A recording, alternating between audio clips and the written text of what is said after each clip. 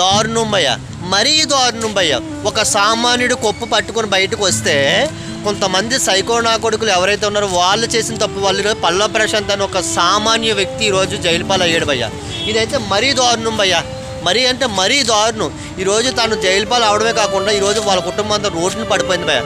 వాళ్ళ నాన్న, వాళ్ళ అమ్మ, వాళ్ళు ఎవరైతే రిలేటివ్స్ ఉన్నారో అందరూ కూడా ఈరోజు 4 రోజులు బట్టి ఫుడ్ తినకుండా హైకోర్టు చుట్టూ, ఆ పోలీస్ స్టేషన్ చుట్టూ తిరుగుతూనే ఉన్నారు భయ్య. చాలా దారుణం. అక్కడ జరిగింది ఏంటంటే పబ్లిక్ న్యూసెన్స్ ఒకటి, అలాగే పబ్లిక్ వెహికల్ డ్యామేజ్ ఒకటి, ఆ 2 జరిగాయి.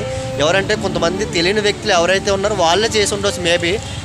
ఒక పక్క ఏమో కొడుకు జైల్లో ఉన్నాడు, అయినా సరే ఈ ట్రోల్స్ ఇవన్నీ కూడా వాళ్ళ తల్లిదండ్రులు చూస్తే వాళ్ళ పరిస్థితి ఏంటి భయ్య? వాళ్ళ తల్లిదండ్రులకి తెలిసి వాళ్ళ గుండె పగులేలా ఏడుస్తుంటే ఎవరు భయ్య వాళ్ళు వాదర్చేది?